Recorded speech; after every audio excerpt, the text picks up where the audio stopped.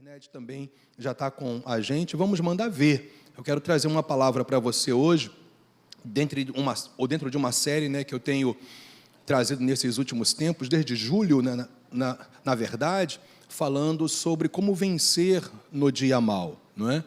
Se eu não me engano, acho que eu comecei em junho, né? E hoje a gente vai falar justamente sobre a parte 5 dessa série que eu tenho falado de princípios relacionados a essa condição de nós como igreja estarmos sempre vencendo no dia mau. E é interessante que quem já, enfim, esteve aqui, uma dessas ministrações que eu tenho falado sobre essa realidade bíblica, e a palavra de Deus é muito clara em relação a isso, né?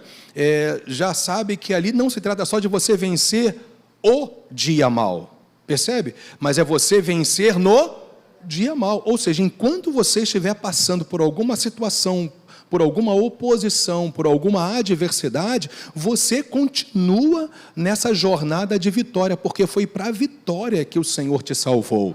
Afinal, está escrito lá em 2 Coríntios, capítulo 2, versículo 14, que Deus, em alguns momentos, nos faz triunfar em Cristo. Amém, gente?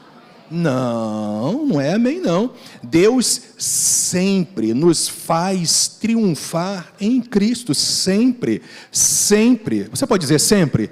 Sempre, meu irmão. Então, o fato é que Deus quer que você viva isso, mas eu quero te mostrar hoje duas realidades em Mateus capítulo 17, versículos 14 a 21, que nos fazem fracassar em relação a essa realidade que Deus deixou claro para nós, que tem que ser a nossa jornada, de vencermos sempre no dia mau, mesmo passando pelas pressões, mesmo que eu passe pelo vale da sombra da morte, eu sei que o Senhor está comigo, então essa é a nossa vitória.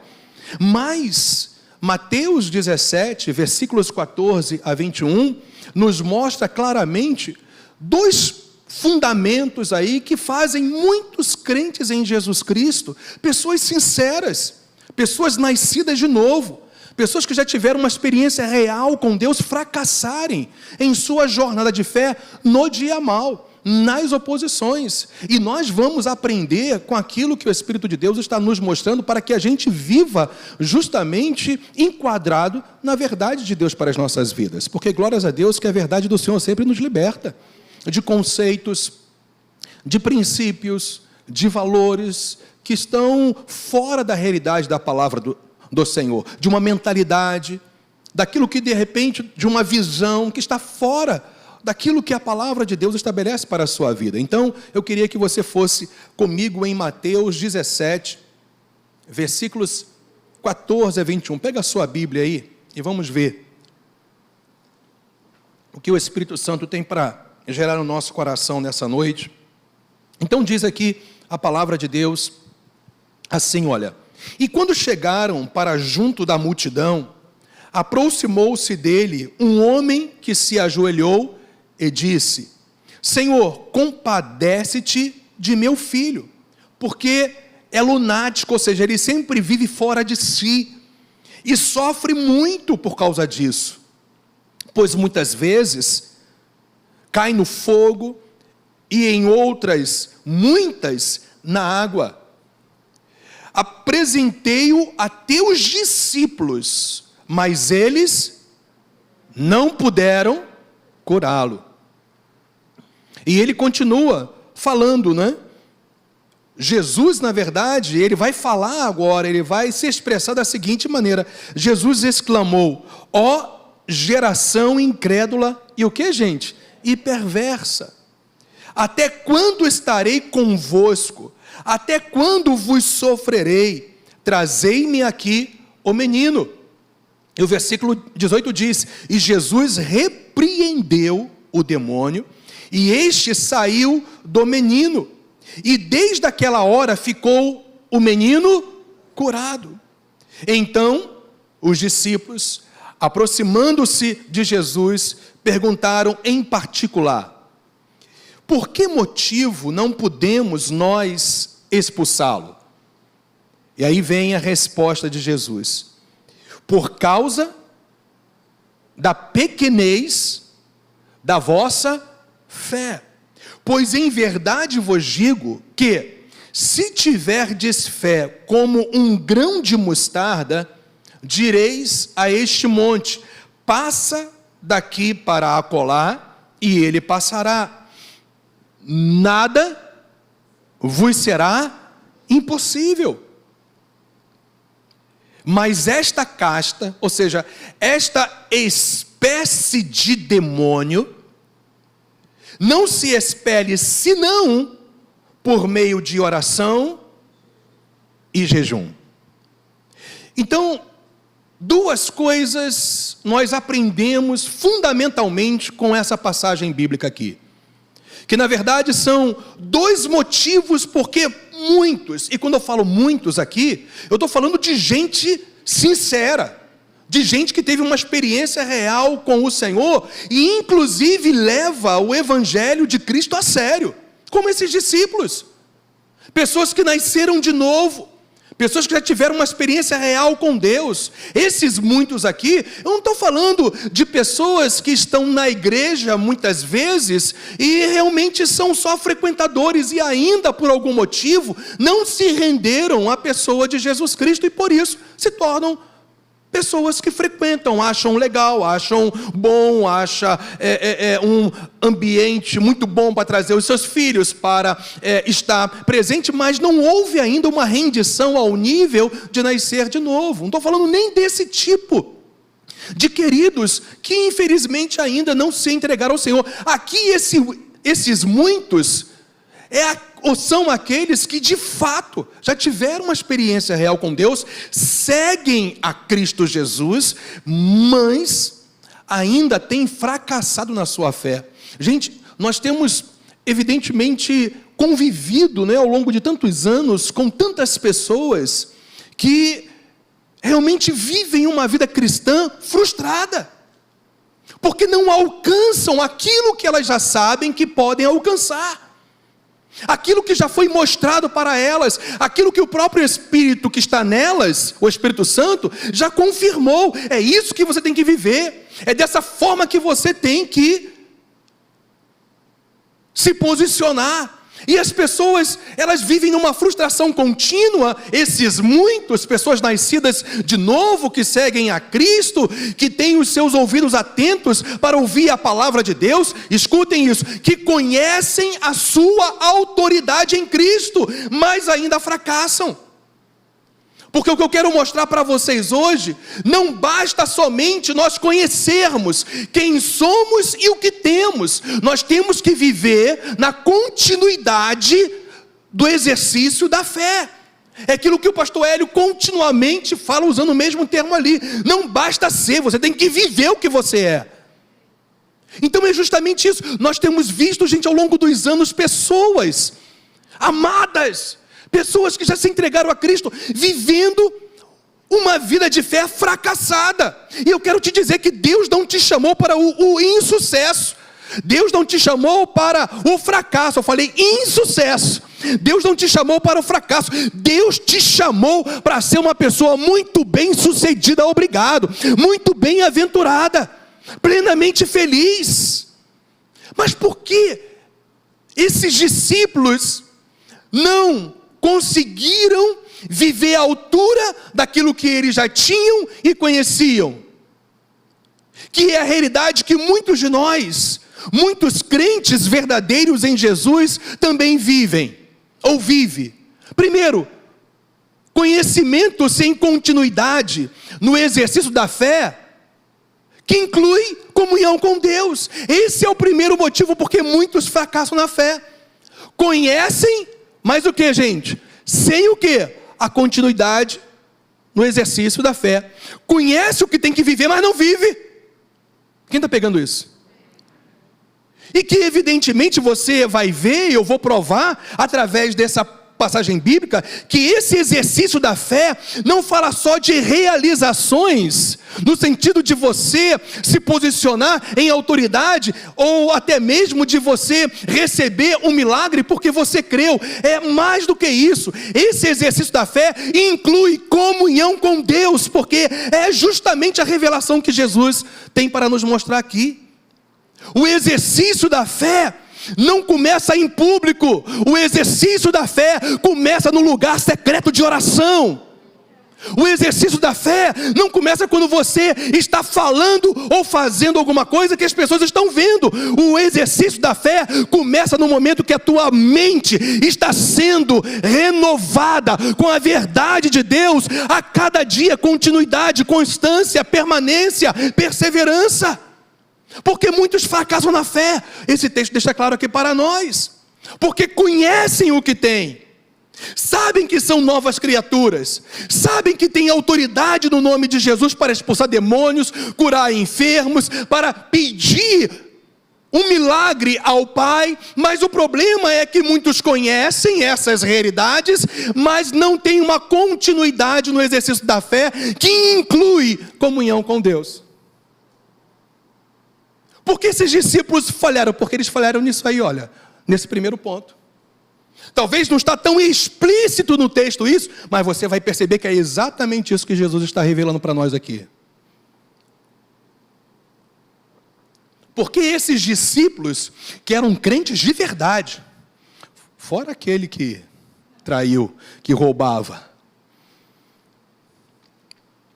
mas eram pessoas que seguiam de perto a Jesus. Escuta o que eu vou falar, vai ser muito estranho para você isso, talvez seja estranho para quem está nos assistindo. Não basta seguir Jesus de perto, tem que praticar o que Ele diz para você de perto. Porque eles seguiam Jesus de perto, gente, e eles fracassaram, ficaram envergonhados, foram escarnecidos. Quando você vai ler Marcos capítulo 9, que também relata até com mais detalhes essa passagem, os escribas estavam escarnecendo dos discípulos, e os discípulos discutindo com os escribas, que eram inimigos de Cristo, infelizmente, naquela época. Estavam sendo envergonhados, a vergonha deles estava sendo exposta publicamente. Mas por que eles fracassaram? E Jesus declara claramente aqui para nós que eles realmente fracassaram. E Jesus não aceita o teu fracasso. Eu vou repetir isso para você. Jesus não aceita o teu fracasso. Jesus não aceita que você seja um fracassado na sua jornada de fé, na sua caminhada com Ele, porque Jesus, Ele te salvou para você ser uma pessoa que cresce, que progride, que prospera, que continua avante sem parar. Jesus não aceita, eu vou repetir para você isso, Jesus não aceita, o pessoal está nos assistindo, o dedo de profeta agora para você, olha só, Jesus não aceita que você fracasse na sua caminhada de fé, não quer, Ele não aceita, tanto é que Ele sofre por dentro quando isso acontece, a ponto de declarar: ó geração incrédula e perversa, até quando estarei convosco? Até quando vos sofrerei? Jesus não aceita o teu fracasso. Gente, eu não sei porquê, mas o Espírito de Deus está me incomodando para eu repetir isso para você. Jesus não aceita o teu fracasso em nada, em nenhuma área da sua vida. Deus não aceita um casamento fracassado. Quem crê nisso, diga amém. Jesus não aceita que você seja uma pessoa fisicamente, mentalmente, emocionalmente, espiritualmente, ministerialmente fracassada, porque Jesus te chamou, meu irmão, para brilhar como luzeiro nesse mundo, para fazer a diferença como sal desta terra. E o segundo ponto é justamente isso. Os discípulos, como muitos de nós na igreja, tentam prevalecer hoje com a experiência de ontem. Eu quero que você pense nisso. Acho que eu vou parar de pregar, só você pensar agora.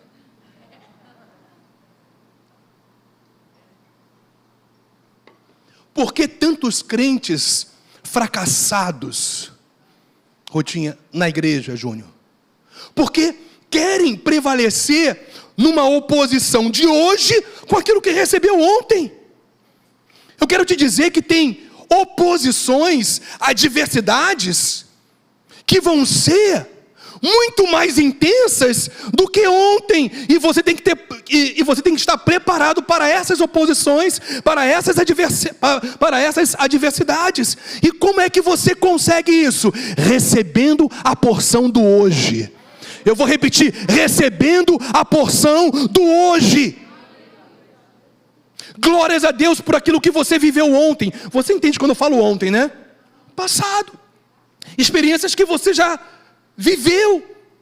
Deus se manifestou, Deus mostrou realidades para você, você ficou maravilhado, uma unção poderosa veio sobre a sua vida, você foi renovado. Mas, meu irmão, renovação, revelação, agir sobrenatural do Senhor é para todo dia da sua vida, para que você sempre esteja preparado para todo e qualquer tipo de oposição. Porque tantos discípulos de Cristo hoje também fracassam, porque conhecem, mas não vivem na continuidade da fé, do exercício da fé, inclusive, fundamentalmente, da comunhão com Deus. Porque tantos discípulos de Cristo fracassam como eles fracassaram há 2000 anos atrás, e ao longo da história da igreja do Senhor Jesus, justamente porque tenta prevalecer sobre situações, circunstâncias, oposições do inferno com experiências do passado, enquanto Deus tem algo presente. Deus tem algo para você hoje. Amanhã vai ser o teu hoje, depois da manhã vai ser o teu hoje, porque aquele que se chama hoje,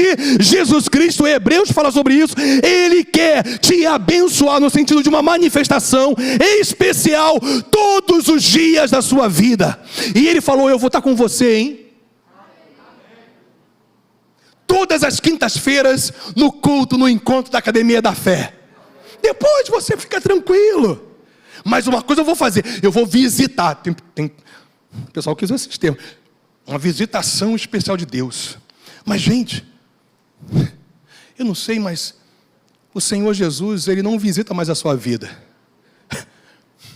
Ele é o teu Salvador presente todos os dias. Ele está em você. Cristo em vós. A esperança, a expectativa certa da glória. Por que, gente, tantas pessoas fracassam? Por causa disso. Sabe por quê? Porque, em primeiro lugar, deixa eu falar um pouco sobre isso. Esse primeiro ponto: conhecimento sem continuidade no exercício da fé é realmente, infelizmente, um fundamento que muitos têm construído a sua vida de fé, ao invés de construir a sua vida de fé sobre a rocha, sobre as verdades de Deus. Eu me incomodo demais, gente. Nós estamos sempre atendendo pessoas, conversando com pessoas, enfim, estamos de alguma maneira orientando pessoas. E uma das coisas que eu mais ouço é isso: eu não sei, parece que Deus me abandonou, parece que Deus não está mais comigo, eu não sinto mais, gente, a vida de fé não é firmada em sentimentos da alma. A vida de fé é firmada numa decisão de espírito. Sentindo ou não sentindo, eu sei que sei, e que sei, não é isso que o pastor ele fala? Eu sei que o Senhor jamais me deixará, que o Senhor jamais, nunca jamais me abandonará. Hebreus 13:5. Você pode dizer amém por isso? Você não tem que sentir que Deus está contigo, você tem que concordar com a palavra que Deus está contigo. Por isso que muitos fracassam, gente. Essa é a nossa continuidade no exercício da fé.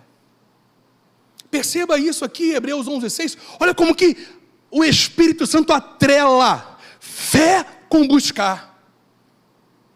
Você percebe esse texto tão conhecido nosso, na Nova Almeida Atualizada, traduz assim: de fato, Hebreus 11:6, sem fé é impossível agradar a Deus. Eu quero só lembrar que o versículo 5 fala sobre Noé. E a Bíblia fala que Noé era amigo de Deus. Noé andava com Deus. E quem te falou que você tem que ter uma jornada diferente de Noé, Abraão, Moisés, Josué, Isaías, Ezequiel, Pedro, João, Lucas, Marcos, que foram pessoas impactadas pelos próprios apóstolos e escreveram esses evangelhos que chegaram até nós? João e tantos outros homens de Deus que nós poderíamos citar aqui. Nós temos que andar com Deus, porque esse tipo de fé é o que agrada a Deus. Não é só o tipo de fé que declara que crê, é o tipo de fé que vive o que declara crer.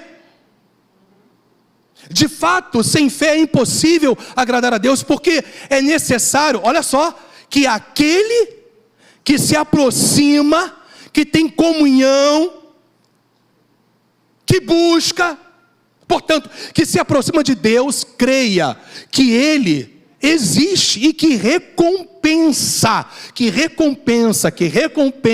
Por isso que jamais você vai ser um fracassado na fé, se você entender que o teu Deus sempre vai te recompensar, porque você tomou a decisão de buscá-lo. Aleluia! Vai comigo em Salmos, se não me falha a memória, capítulo 25, versículo 4. Olha que coisa maravilhosa. É isso mesmo? Não é. É ou não é? Não é. Não é Salmo 25. Então, eu não sei aonde está. Achei. Aleluia. Gosto quando eu acho. Olha, versículo 14. É Salmo 25, versículo 14. Não é 4, é 14, Wesley. A intimidade do Senhor é para os que o temem. Sabe o que significa essa palavra temer? Reverenciar,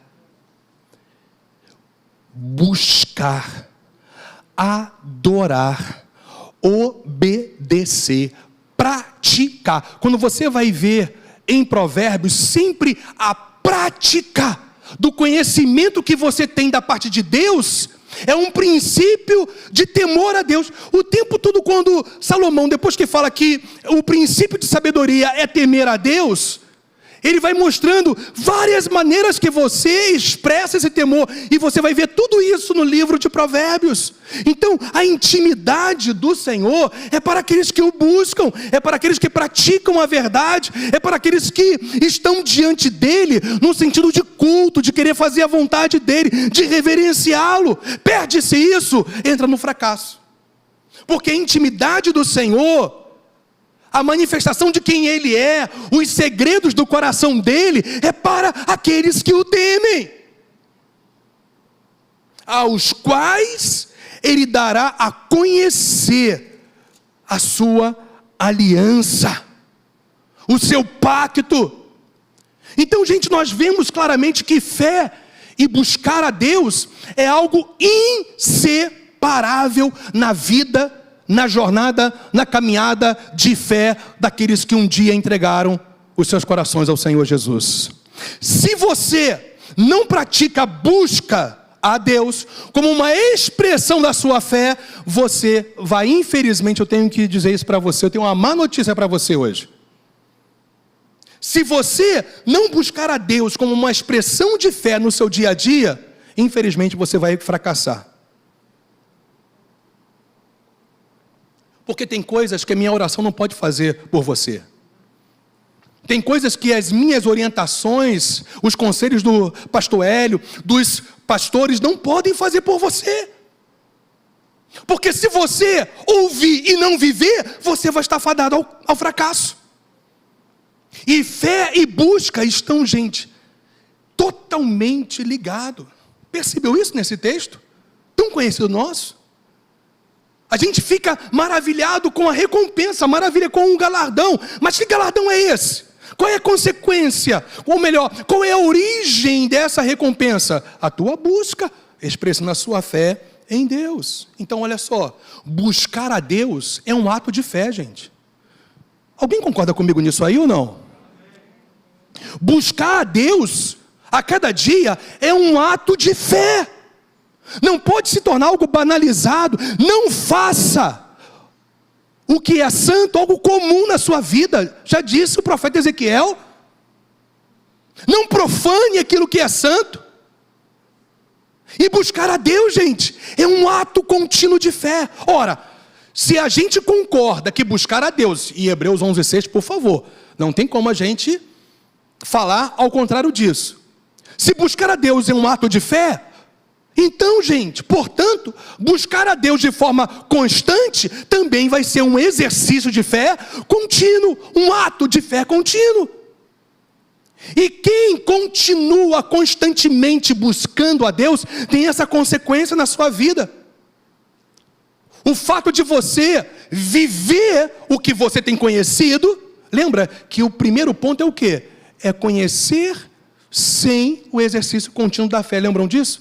Esse é o primeiro, infelizmente, fundamento de muitos que fracassam na sua jornada de fé. Mas aqueles que aprendem com a verdade bíblica, entende que buscar a Deus é um ato de fé. Se eu busco a Deus continuamente, então eu estou agindo em fé também constantemente.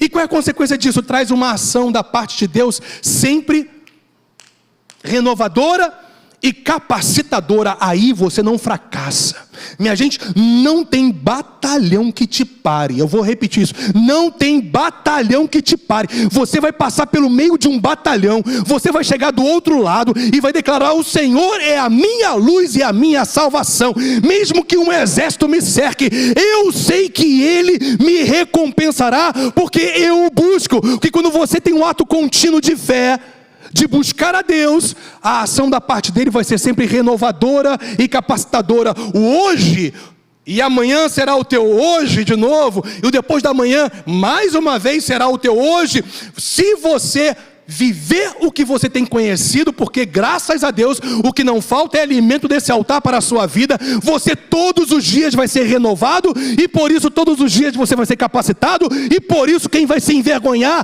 é o inferno na sua constância e perseverança. Mesmo que pareça que você está perdendo, mas o fato é que aquele que está em Cristo nunca perde. Aquele que está em Cristo nunca perde. Aquele que está em Cristo nunca perde. Aquele que está em Cristo nunca perde. Aquele que está em Cristo nunca perde. Vou repetir: aquele que está em Cristo nunca perde. 7ª vez: aquele que está em Cristo nunca perde. Quem sempre perde é o diabo.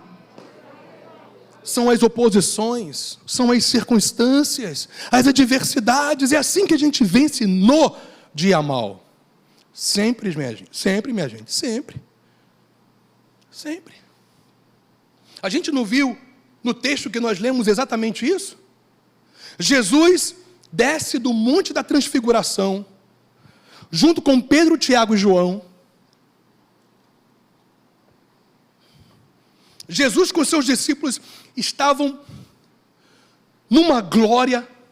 Jesus, na verdade, manifestou a sua glória divina, se transfigurou, e os seus discípulos viram a glória divina nele, revelada, manifesta, visivelmente aos seus olhos espirituais, físicos, naturais também. Eles estavam ali a ponto de Pedrão, o impulsivo Pedro: Senhor, vamos preparar uma tenda aqui, vamos ficar por aqui mesmo. Mas, gente, Deus te leva ao Monte da Transfiguração, Deus te leva à comunhão, Deus te conduz a uma vida com Ele, para que você seja uma diferença, um diferencial no vale. Porque aqui eles estavam num vale. Eles subiram ao monte para serem capacitados a descer no vale. É o dia a dia, é a nossa vida diária.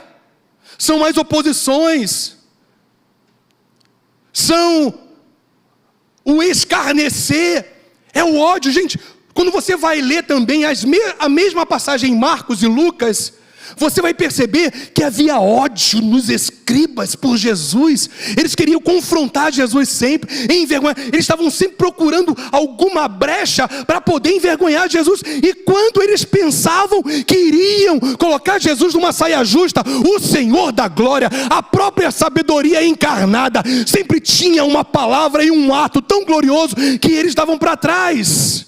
Mas os discípulos não perceberam aquilo que Jesus havia ensinado para eles: vida de oração. Porque Jesus orava como homem. Deus precisa orar? Vou repetir, Deus precisa orar?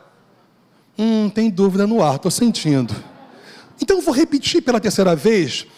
Deus precisa orar?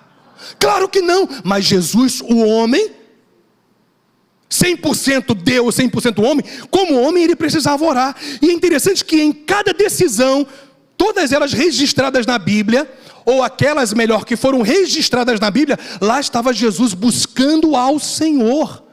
Jesus era o Filho do homem, era um homem de oração.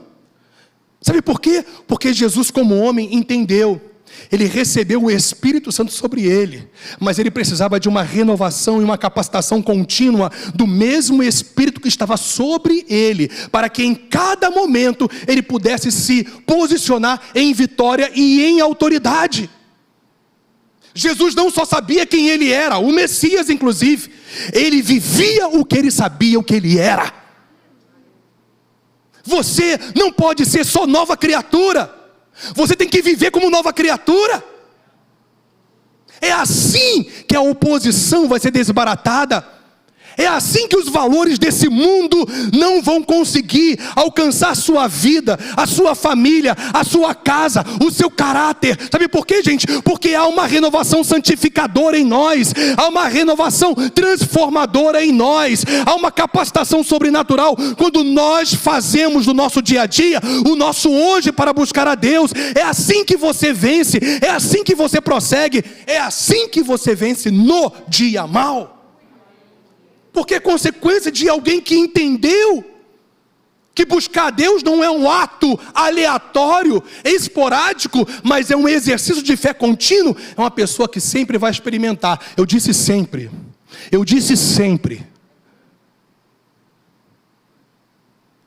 A renovação e a capacitação que vem dele. A Bíblia fala que Jesus manda chamar o menino, e com uma palavra expulsa o demônio sai, e lá está o menino, totalmente transformado pelo poder de uma declaração de certeza. Porque, gente, escuta o que eu vou te falar. Não, ainda vou falar sobre isso, não vou me antecipar, não vou. Mas o fato é que os discípulos não estavam vivendo essa realidade. E por isso, a Bíblia diz aqui para nós que eles foram terrivelmente envergonhados. O pai chega para o Senhor: Jesus, eu trouxe para os seus discípulos, e eles não puderam libertar, curar o meu filho. Eu apresentei, gente, o que é isso? Eu apresentei o meu filho aos teus discípulos, e eles não puderam curá-lo. Olha o que eu vou te falar. Você pode estar certo que no decorrer da sua vida, de uma maneira ou de outra, pessoas vão ser apresentadas a você, para que você seja um diferencial, para que você liberte, para que você cure, para que você ministre, para que você restaure, é claro, no poder do Espírito Santo, pessoas. Porque a gente não está aqui só de passagem para usufruir as dádivas que Deus tem para nós. Nós estamos aqui para compartilhar as dádivas que o Senhor nos tem dado. E quando a gente tem essa visão, nós sempre vamos buscar Deus não só para o nosso umbigo. Nós vamos buscar Deus para as outras pessoas, para abençoar as outras pessoas, para servir pessoas. Porque vida cristã é serviço contínuo. E o ato de fé de buscar a Deus é uma ação que tem como consequência essa renovação, essa capacitação. Porque, gente, o problema é que nós muitas vezes queremos viver resultados maravilhosos, sem viver os processos para então experimentar os resultados maravilhosos. Nós queremos evangelho fast food. Hoje já tem até oração drive-thru. Não sei se vocês sabem disso. Gente, Esse evangelho não é evangelho, é outro evangelho. O evangelho é um ato, é um exercício contínuo de fé, que inclui comunhão com Deus como um ato fundamental de fé no seu dia a dia. Estamos juntos ainda, gente?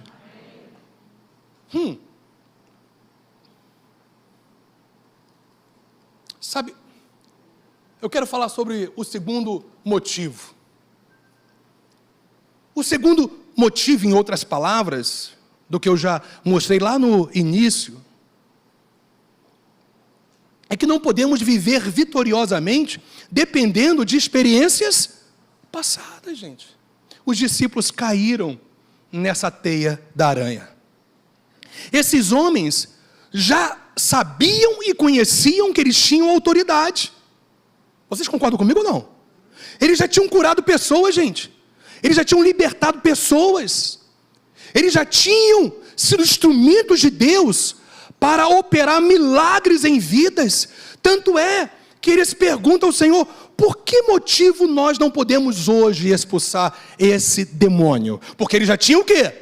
Expulsado muitos antes, evidentemente. O Senhor os enviava de 2 em 2 nas cidades, lugarejos, e eles proclamavam o reino de Deus, eles expulsavam demônios, ele curava os enfermos, eles limpavam, por assim dizer, os leprosos, eles exerciam autoridade, eles pregavam a palavra de Deus. Eles já sabiam o que era ser eficaz no reino de Deus. O problema é que eles se esqueceram que a eficácia que eles tinham até então, diferentemente de agora, era porque eles estavam caminhando no conhecimento que eles haviam obtido da parte de Jesus. Eles estavam vivendo o que eles conheciam. Aqui não. Gente, olha só, nada na Bíblia é coincidência. Eu vou repetir para você. Nada na Bíblia é coincidência. Gente, não é coincidência o fato de ter sido registrado na Bíblia, nos evangelhos, esse relato aqui, logo depois da experiência do Monte da Transfiguração. Não é.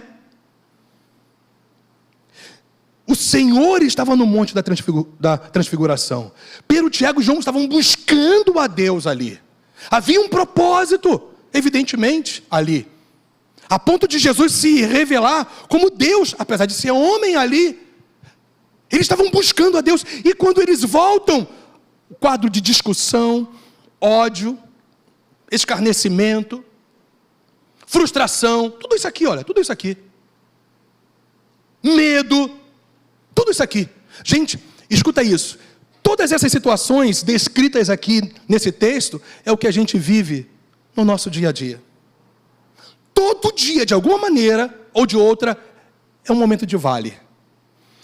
Quando é que você consegue estar no vale da batalha do dia a dia, no bom combate da fé? Quando você já compreendeu que fé e buscar a Deus são inseparáveis.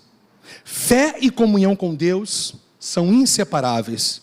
Não existe uma vida de fé vitoriosa sem haver um exercício contínuo de busca ao Deus da vitória. O que acontece é que a gente se esquece disso. A gente começa a se achar muito maduro.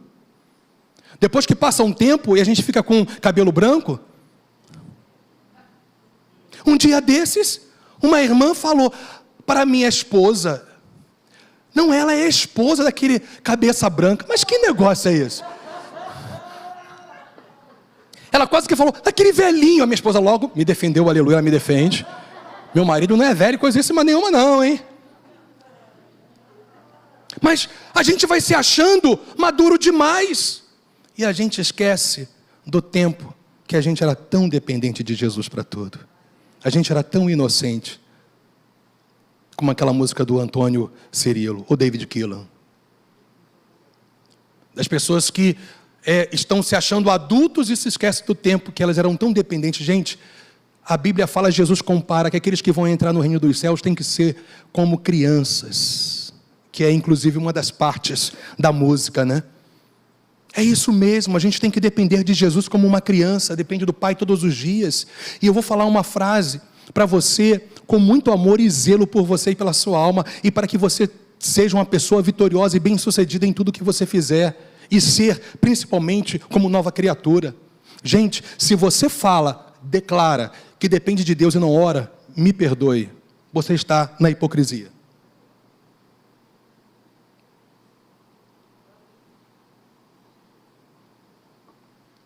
Eu fui muito duro com vocês? Mas Deus sabe que eu falo isso com maior paixão, gente, pela igreja de Jesus Cristo. Se você se diz uma pessoa dependente do Senhor, mas não tem vida de oração, sinto dizer para você, você não está levando realmente essa dependência a sério. E não tem idade não, para todos nós, do jovem ao velho. Porque quando o Espírito de Deus é derramado sobre toda a carne, inclui todo mundo. Até os velhinhos, que não é o meu caso, aleluia, glória a Deus. Todos nós. Gente, nós temos, escuta isso, em nome de Jesus, nós temos que viver o que nós declaramos, senão vão ser meras declarações. Declarações verdadeiras, sinceras, de coração, mas se a tua vida não corresponde àquilo que você confessa, concordando com a palavra de Deus, sinto dizer-lhe, você está no caminho do fracasso, porque na Bíblia o confessar está associado ao agir à altura do que você confessa. O pastor Hélio ensina isso direto para nós. Não basta, eu quero repetir de novo essa frase dele, não basta ser, você tem que viver como nova criatura. Não tem jeito, gente. As tuas experiências de 10 anos, de 20 anos, de 30 anos, de 40 anos. No meu caso,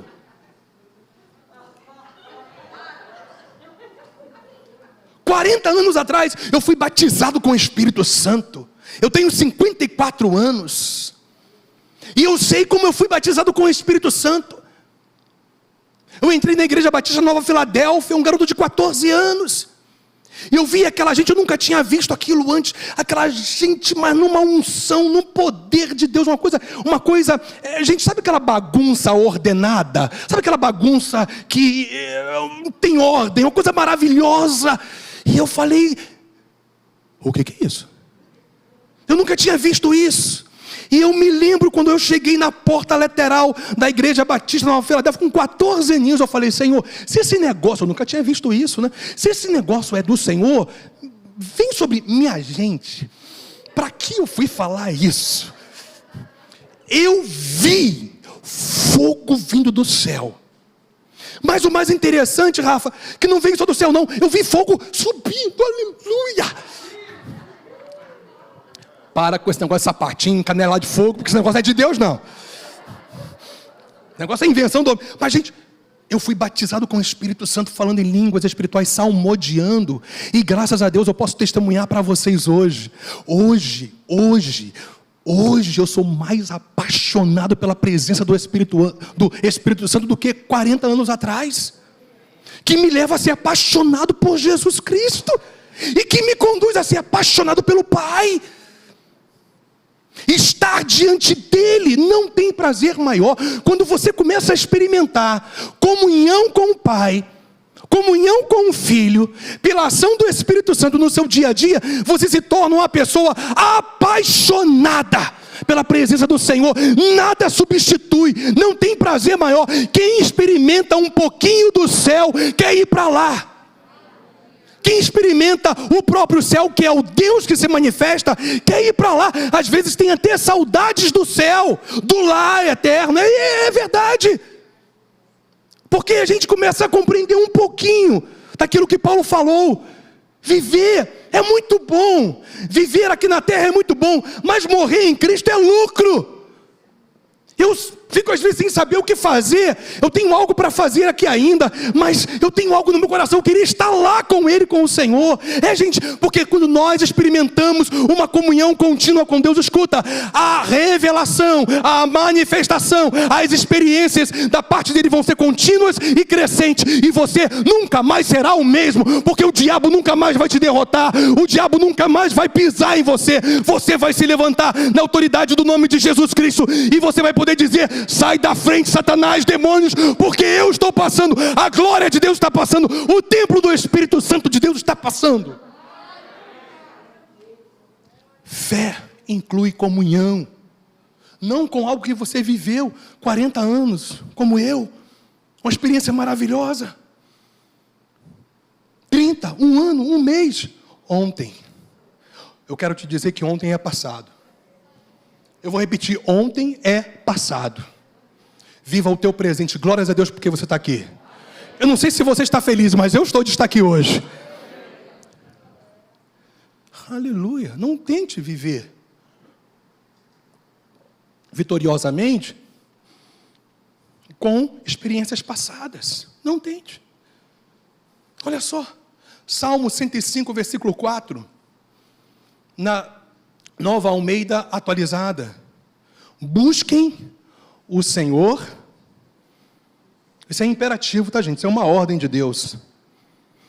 Quem é filho de Deus aqui? Maravilha. Quem é servo do Senhor aqui? Ó. Busquem o Senhor e o seu poder. Busquem continuamente a sua presença. Não vive isso, você não vai experimentar o sucesso que Deus já planejou para você. Em todos os níveis e áreas, todos os níveis. Sua vida espiritual, emocional, familiar, material, física, mental. Não estou falando de perfeição não, tá, gente? Porque todos nós, infelizmente, erramos, falhamos. Mas como eu vou mostrar para vocês, o problema não é errar, é permanecer no erro. Quem de nós, infelizmente, não peca contra Deus? Misericórdia. Não falha. Não desobedece. Não deixa, às vezes, a sua natureza humana governar um momento que deveria ser, e sempre o seu espírito recriado. Todos nós passamos por isso. Mas eu e você não podemos nos conformar com os erros. Nós temos é que nos transformar para que Deus venha nos mudar aquilo que tem que ser mudado. Caráter, temperamento, personalidade, sentimento, inclinação, mentalidade. Mas quando isso acontece? Quando a gente vive o Salmo 105:4. Quando a gente vive o Salmo 24, versículos 5 e 6. Ah, por isso que eu falei 24, tá vendo? Lá no 4, 5, enfim. Salmo 24, versículos 5 e 6 diz: Ele receberá bênçãos do Senhor, e Deus, o seu Salvador, lhe fará justiça. Olha só agora.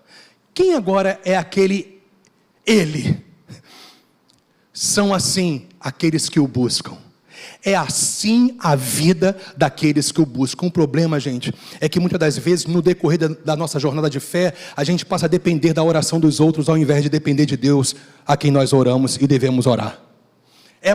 Tem algum erro, algum pecado nisso? Você querer que alguém ore com você e concorde com você? Mas de maneira nenhuma. A Bíblia fala para a gente orar uns pelos outros. Eu preciso que você ore por mim. Gente, Paulo em Efésios capítulo 6 falou: orem por mim, meu Deus. Se Paulo pedir oração, por favor, orem por mim, orem por mim, orem por mim. Não tem problema nenhum eu pedir para você orar, interceder, cobrir a minha vida em oração. O problema é quando eu passo a depender da sua oração, ao invés de depender do Deus que ouve a sua oração, como a minha também. Então, são assim aqueles que o buscam, que buscam a tua face, ó Deus de Jacó. Porque Deus de Jacó não é à toa isso ali não, gente. Jacó, lá em Peniel, ele teve uma visão gloriosa de uma escada e anjos descendo e subindo, e ele viu uma manifestação de Deus, e ele achava até que ele iria morrer. Deus quer ter um encontro com você todos os dias. Pai, graças a Deus pelos encontros da Academia da Fé. Quem concorda comigo, diga amém.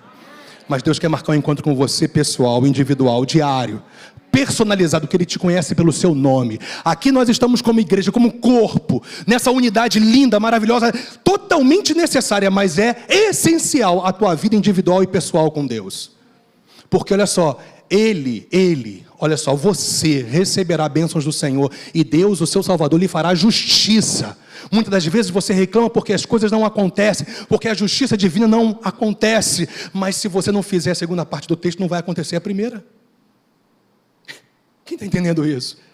São assim aqueles que buscam a tua face, ó Deus de Jacó. Aí, gente, para encerrar, a gente passa a entender, a fé pode estar presente sem estar ativada. Quando alguém não é renovado pela palavra e pelo poder de Deus de maneira constante. Hoje o Senhor me deu essa palavra. Hoje. Muitas coisas o Senhor foi falando comigo ontem, mas hoje o Senhor me deu essa palavra. A fé pode estar presente sem estar ativada. E Jesus chama isso de incredulidade. A fé está em você, mas ela não está ativa. Por quê? Porque como os discípulos, eles se esqueceram que naquele momento, eles não estavam no Monte da Transfiguração. Mas o problema é que eles estavam se esquecendo também de permanecerem buscando a Deus, e por isso eles foram envergonhados. Porque a fé deles, naquele momento, não estava ativada. Não foi à toa que Jesus falou, olha só, foi por causa da sua pequena fé. Quando alguém não é renovado pela palavra e pelo poder de Deus de maneira constante, essa pessoa não vai ter ativação daquilo que ela já tem, a fé de Deus. Todos nós, Romanos 12:3, recebemos uma medida de fé, todos nós. Nunca diga que não tenha fé, porque você tem fé do tipo de Deus, mas a tua fé tem sido ativada, a ponto de você exercer aquilo que você tem, que é autoridade no nome de Jesus. Porque muitos de nós oramos e algumas coisas não têm acontecido, mesmo conhecendo e mesmo sabendo que o nome de Jesus é poderoso. Porque, gente, não basta você viver com a experiência de ontem, você tem que ter a experiência hoje, ser renovado hoje. E você sabe o que é isso hoje, né? É o constante. Sabe, gente, pior do que não prevalecermos sobre determinada situação é não buscarmos o motivo do insucesso com sinceridade e perseverança diante de Deus. Deus falou tão claro isso no meu coração. E quando eu bati o meu olho em Mateus 17:19, na última parte dele veio essa realidade aqui no meu espírito. Sabe por quê? Porque, gente, nós podemos até falar, poxa, esses discípulos não estavam buscando a Deus, mas uma coisa eles eram sinceros, pelo menos os que foram ao Senhor falar com Ele. Por que motivo não podemos nós expulsá-lo? Então você tem que ser uma pessoa que, quando as coisas não acontecem como deveriam acontecer, ao invés de lamuriar pela derrota, pela vergonha, às vezes pública, você vai ao teu Deus e fala, Senhor, por que eu errei? Por que eu não fui bem sucedido aqui? Por que eu não consegui vencer aquilo? Por que eu não consegui vencer essa inclinação carnal em mim, a ponto de fazer coisas vergonhosas, que se passasse um vídeo, eu ia ser a pessoa mais envergonhada do mundo por aquilo que eu pensei, falei e fiz. Meu Deus, por que eu, sabendo quem eu sou em Ti, Te seguindo de perto e Te busco um tanto quanto aleatoriamente, esporadicamente, mas, poxa Senhor, por quê? E a resposta é essa. Quando você cair assim, faça isso, vá ao Senhor, faça como esses discípulos, não fique, eu errei, né? Fazer o quê? Não, procure saber a origem, a fonte. Paulo já tinha entendido isso, 1 Coríntios, capítulo 9, versículo 27. Eu esmurro o meu corpo, a minha natureza humana, e eu reduzo a servidão, para que pregando a outros, eu mesmo não seja desqualificado. Ele já tinha entendido que tem que ter mortificação diária, gente. Essa naturezazinha aqui que vou te falar dá trabalho, porque ele é pior do que o diabo. Sabe por quê? Você anda na fé, o diabo foge, e a tua natureza dorme com você todo dia. Natureza humana. Graças a Deus que eu tenho uma outra natureza do meu lado, aleluia. O nome dela é Adriana, evidentemente. Mas o fato é que a gente tem que fazer como esses discípulos. Ok, eles erraram, se frustraram, se decepcionaram com eles mesmos. Tanto é que eles falam, por que nós, Jesus, a gente sabe que foi culpa nossa, porque do Senhor não. O Senhor falou uma vez e tudo aconteceu, como o Senhor havia delineado para nós. Por que a gente falhou? Sabe, isso aqui é uma posição de humildade, reconhecer o erro e buscar o acerto, de maneira sincera e perseverante, diante de Deus. Pequenez da vossa fé, lembra que Jesus disse isso? Por que a gente não conseguiu expulsar Jesus? Versículo 20, por causa da pequenez da vossa fé. O que é pequenez? Eu estava meditando sobre isso hoje. E veio isso ao meu coração, quero compartilhar para você. Não é falta de fé, porque a fé estava lá. Era pequena, mas estava. Quem concorda comigo?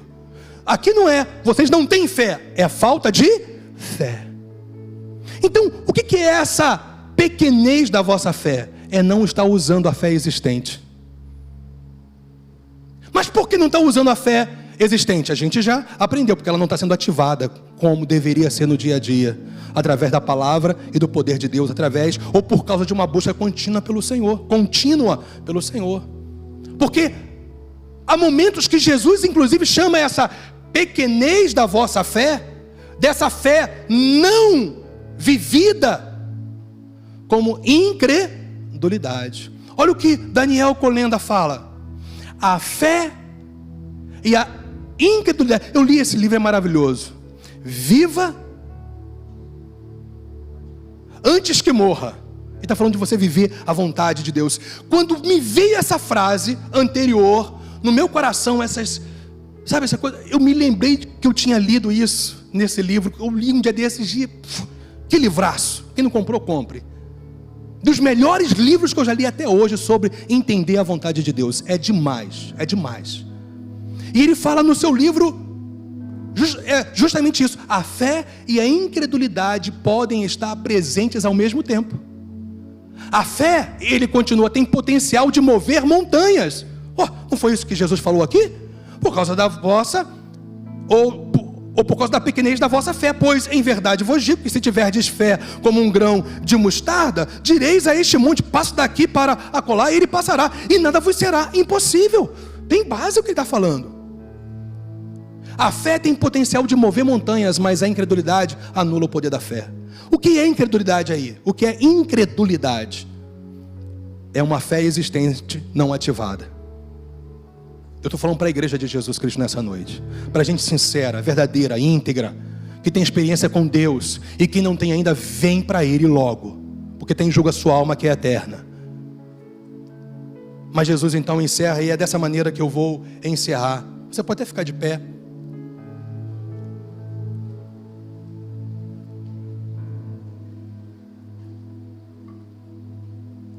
O que Jesus falou ali?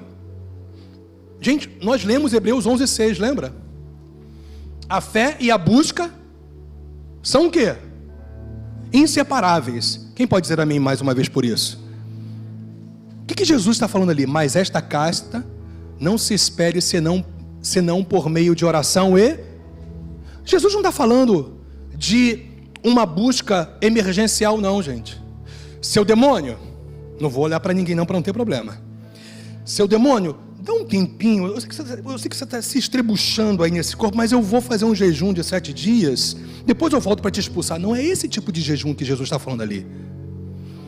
Esse tipo de jejum que o Senhor está falando ali é o que ele praticava: busca contínua, consagrada a Deus no seu dia a dia. Ele está falando de intensidade de busca. Por quê?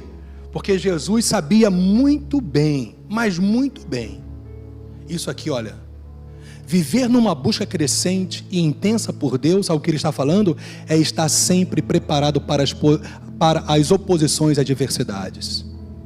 Eu não sei quanto a você, mas eu quero estar preparado para as afrontas do inferno, para as circunstâncias inclusive naturais, que muitas das vezes vêm oprimindo as nossas vidas, porque nem tudo é o diabo.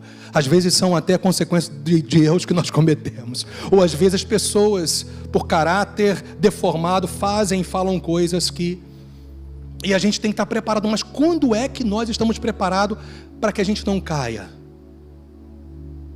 Aquele que pensa, está de pé, cuide para que não caia. Como? Vivendo uma vida intensa de busca a Deus. É assim que você vai estar renovado e capacitado para viver todas as vitórias que o Senhor tem e já planejou para a sua vida. Deus não te chamou para o fracasso, Deus te chamou para o sucesso. E o maior sucesso que você pode ter, pessoal, garotada que está aí, olha, o maior sucesso que você pode ter é glorificar Deus com a sua vida. Posicionamento firme, perseverança. Quando Jesus fala de jejum e oração, Ele está falando de uma caminhada contínua, de busca intensa. Gente, olha só, olha o que eu vou falar para você, e não se esqueça que nós vamos orar agora. Jejum não é ficar sem comer. Ao longo da minha vida, da minha jornada de fé, eu cometi esses erros. Graças a Deus, já fazem muitos anos. Estou no propósito, aleluia. Estou sem comer. Não orei, não li a Bíblia. Estou no propósito. No propósito, coisa nenhuma. Você está no propósito de emagrecer. Aleluia. Ficou sem comer 12, 14 horas, né, Rutinha? Maravilha, né, Ricardo? Maravilha. Mas jejum na Bíblia nunca é associado só a você ficar sem comer. Jejum na Bíblia sempre é associado a um tempo de uma intensidade de busca. Você dorme meia-noite e entra no jejum. Acorda, vou ajudar você, tá? 6 horas da manhã. E tem que tomar banho rápido. Ah, não, eu estou em jejum, não posso comer. E aí você sai para trabalhar e aquela correria. Aí meio-dia você lembra, eu tenho que entregar meu jejum. Não, você tem que entregar o tempo que você ficou sem comer, porque você não fez jejum bíblico. Isso não é propósito, gente. Jejum bíblico é você tirar um tempo para intensificar aquilo que você já faz no seu dia a dia. Oh, aleluia! Eu vou repetir, jejum bíblico é você intensificar aquilo que você já vive no seu dia a dia. É você tirar um tempo em excelência para se separar mais para Deus, para ouvir mais a voz dEle, o direcionamento dEle. Você tem propósitos, planos, você tem que tomar decisões, você tem que, enfim, viver situações na sua vida. Então, você tem que tirar um tempo para jejuar. Não que o jejum seja meritório, porque jejum não é meritório, porque tudo que a gente recebe é pela graça. Jejum é só mais um meio da graça para a gente intensificar nossa busca por Deus. Aí você busca mais a Deus, você intensifica mais a sua busca em ler, em meditar, em estudar a palavra, em orar, em buscar, em conversar com Deus. Ele direciona a sua vida, mas o teu fim não é você ter a vitória, o teu fim é se aproximar mais do Deus da vitória. É isso que te faz caminhar cada vez mais no triunfo que Deus já programou para a sua vida.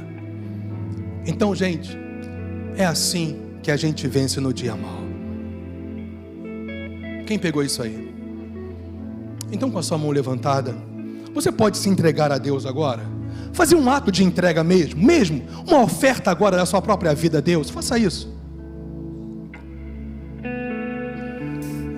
Faça isso, você e Deus agora, você. Garotada, você e Deus agora, vai lá. Você e Deus. Pessoal aqui, você e Deus.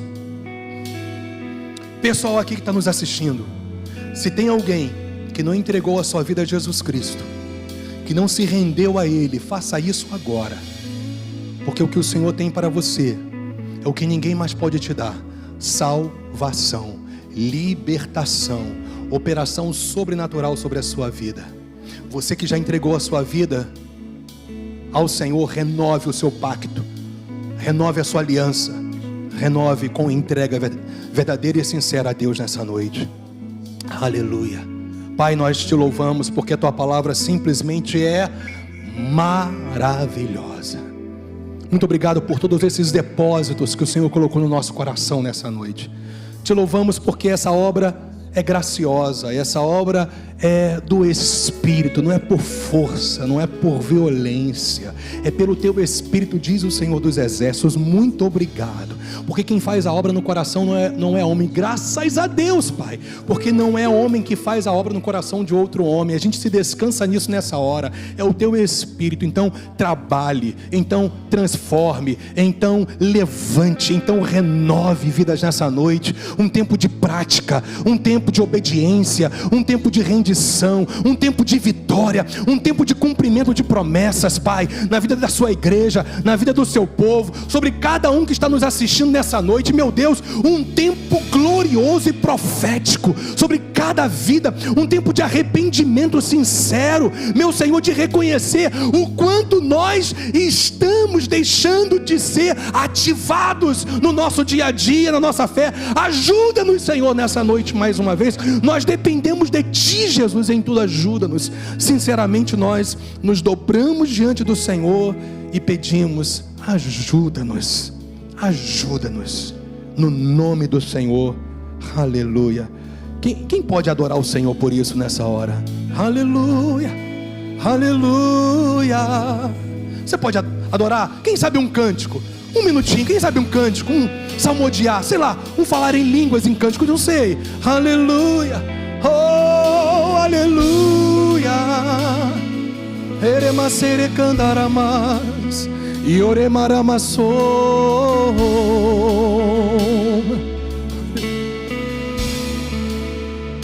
E eremassuri candaramacê, turi candaralamassaramadô, e eremassá. Aleluia, te adoramos, te exaltamos, Senhor.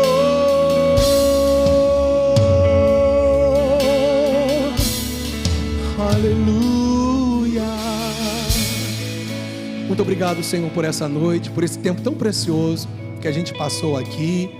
Que o Senhor nos leve debaixo dessa unção maravilhosa e que o Teu Espírito continue nos convencendo, gerando convicção, consciência de que vida contigo é o hoje de cada dia, no nome de Jesus. E você pode dizer amém? Será que você pode dar um aplauso bem forte para o Senhor Jesus? Aleluia!